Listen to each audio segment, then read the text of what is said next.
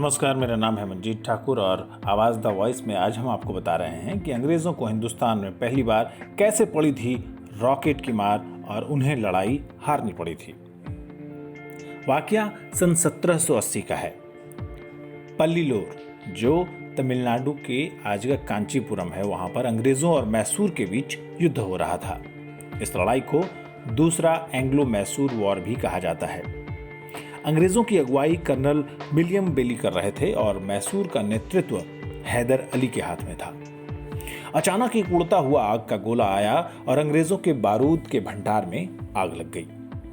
पर वो कोई तोप का गोला नहीं था। हैदर अली की सेना की तरफ से आवाज करती हुई और सीटी बजाती हुई लंबी बारूद भरी बांस की नलियां उड़कर आती और अंग्रेजी सेना को ध्वस्त करती जा रही थी। बराबरी में चल रहा ये युद्ध अचानक अंग्रेजों के हाथ से निकल गया, क्योंकि ये मुंजनिकें यानी रॉकेट्स 1000 गज दूर से चलाए जा रहे थे और अंग्रेजी बंदूकों में उतनी दूर मार करने की काबिलियत नहीं थी। अंग्रेज लोग पहली दफा रॉकेट दिख रहे थे। ये कमाल किया था मैसूर के रॉकेट दस्ते ने, और हैदर अली के वक्त में मैसूर की सेना में इस दस्ते में 1200 लोग थे। इन रॉकेटों ने खेल बदल कर रख दिया। शायद ये अंग्रेजों की भारत में सबसे बुरी हार थी। अंग्रेज हैरान थे कि आखिर कैसे हिंदुस्तानियों ने ये रॉकेट बनाया है। बहरहाल हैदर अली और उनके बेटे टीपू सुल्तान ने इन रॉकेटों का मैसूर के मुकाबले कहीं अधिक बड़ी सेना ईस्ट इंडिया कंपनी के खिलाफ एंग्लो मैसूर वॉर में इस्तेमाल किया।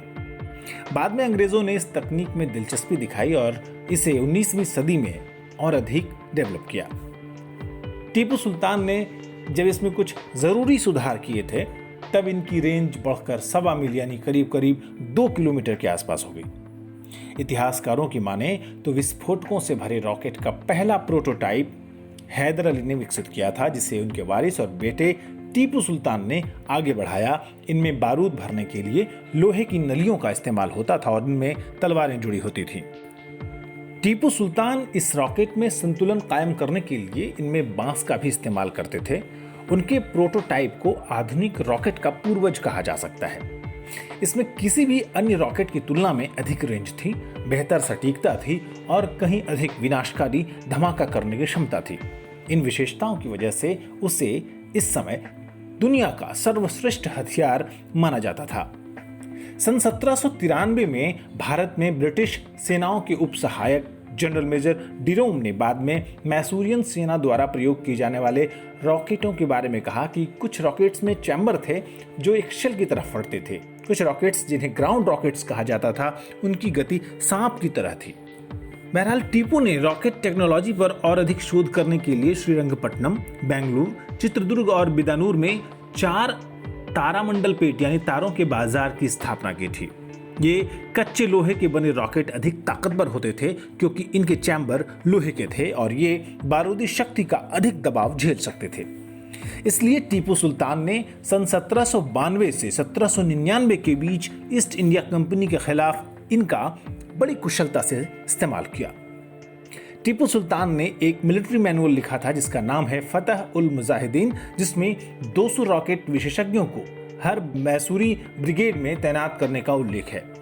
मैसूर में 16 से 24 इन रॉकेट्स चलाने वालों को लक्ष्य साधने की गणना करने के लिए बारीकी से ट्रेनिंग दी गई थी। इनके रॉकेट लॉन्चर भी ऐसे थे जो लगभग एक साथ 5 से 10 रॉकेट्स लॉन्च कर सकते थे।